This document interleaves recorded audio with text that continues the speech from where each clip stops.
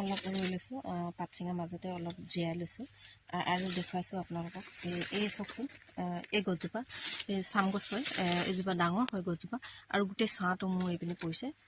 মই ছিঙি আছিলোঁ পাত, আৰু এই ছাঁকণত মই অলপ জীয়াই লৈছোঁ।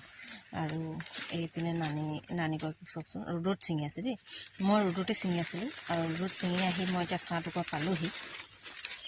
আৰু চাওকচোন, ইমান যে গছৰ ছাঁটোপা পাই মোক আৰাম লাগিছে, মানে কিমান মই জীয়াইছোঁ। মোৰ মূৰটো মানে ৰ'দৰ পৰা ছিঙি আহিলেও মোৰ বিষাই গ'ল, মূৰটো বিষাই গ'ল।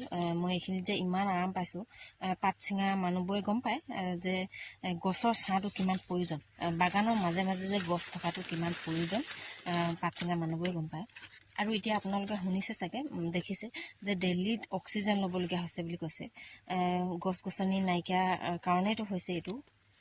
তো আমাৰ ইয়াতো যদি সেইটো অৱস্থা হয় কি হ'ব ভাবি চাওকচোন এবাৰ। আমি জানো ল'ব পাৰিম? মিনিটত ঘণ্টাত ইমান টকা দি আমি অক্সিজেন কেতিয়াও ল'ব নোৱাৰোঁ। আমাৰ জীৱনটো এনেকৈয়ে যাব গছ গছনি নাথাকিলে। গতিকে গছ গছনি কিমান দৰকাৰ, কিমান প্ৰয়োজন। আমাৰ বাগানত ভালেখিনি গছ আছে, সেইটো কাৰণে আমি গছ গছনি চবেই ভালকৈ থ'ব লাগে, ৰুব লাগে। যিকণ জেগা আছে আমি 2জোপা 3জোপাকৈ হ'লেও গছ গছনি ৰুই থ'ব লাগে, নহয় জানো?